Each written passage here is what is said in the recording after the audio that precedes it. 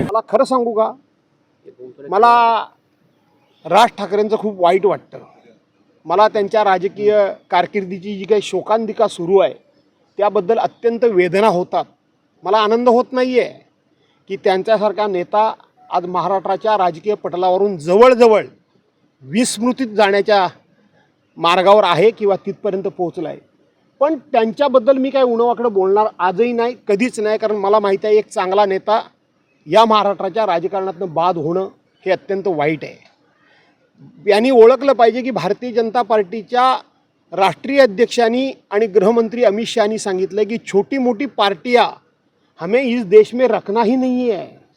त्याची सुरुवात राज ठाकरेंपासून झालेली आहे. त्याची सुरुवात आपल्या महाराष्ट्रामध्ये एकनाथ शिंदेंपासून झालेली आहे. त्याची सुरुवात अजित पवारांपासून झालेली आहे.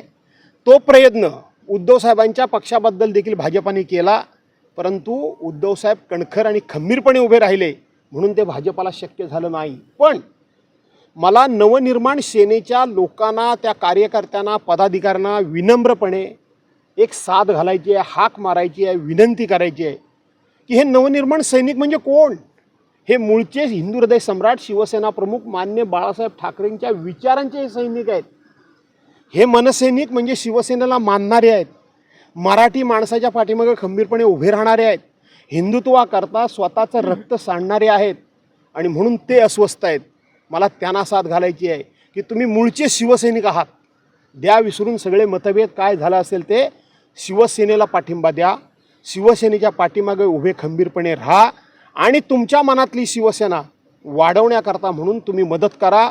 नेत्यांना काय निर्णय घ्यायचे ते घेऊ द्या. त्यांनी तो निर्णय मनापासून घेतला. त्यांना दिल्लीला जावं लागलं की दिल्लीला बोलावून घेऊन त्यांना इशारा देण्यात आला, याच्याबद्दलच्या चर्चा सुरू आहेत.